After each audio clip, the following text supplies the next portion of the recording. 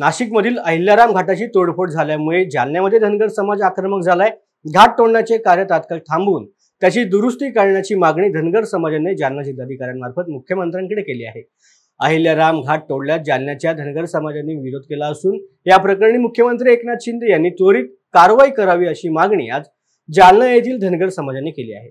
मागणी मान्य न झाल्यास तीव्र आंदोलनाचा इशारा देखील धनगर बांधवांनी दिला आहे। देशात नाही तर जगात राष्ट्रमाता अहिल्यामाई होळकर यांच्यासारखं लोककल्याणकारी कार्य कुणीही राज्यकर्त्यांना केलं नाही।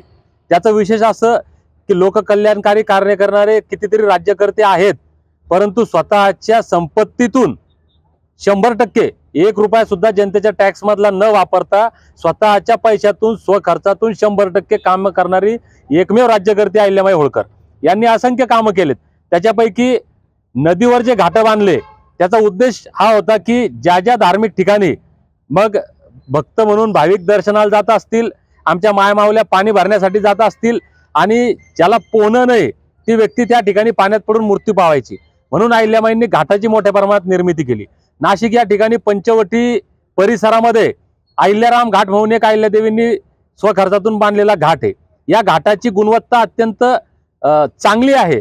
हजारो वर्ष हा घाट सुरक्षित, सुस्थितीत आणि मजबूत टिकाऊ राहील याची गॅरंटी असताना शासनानं काही मुठभर लोकांसाठी, काही भ्रष्टाचारी ठेकेदारांसाठी या नालायकपणाचा कळस गाठला आणि जो पक्का घाट बांधलेला आहे तो तोडून त्या ठिकाणी ओटे बांधण्याचा विकासाचा कार्यक्रम हाती घेतला।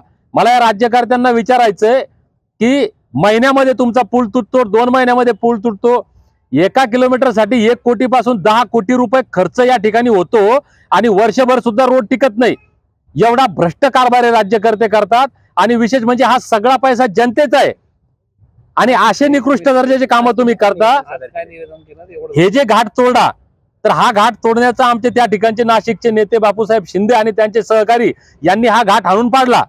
आता आमचं शासनाला निवेदन असं केलं की मुख्यमंत्री साहेबांना तुम्ही हा घाट जो तिथं जे काय तुम्ही तोडफोड केली असेल ती पूर्ववत करा आणि आदेशित करा की भविष्यात हा घाट कोणी तोडणार नाही, कारण या घाटासोबत महाराष्ट्रातील नाही तर तमाम देशातील तमाम अहिल्याप्रेमींची, धनगर समाज बांधवांची आस्था, अस्मिता आणि भावना त्या ठिकाणी जोडलेल्या आहेत। जर शासनाने हा घाट या ठिकाणी पूर्ववत केला नाही तर राज्यभरामध्ये आमच्या वतीनं तीव्र स्वरूपाचे आंदोलन केले जाईल आणि होणाऱ्या परिणामांची जबाबदारी राज्यकर्त्यांची असेल।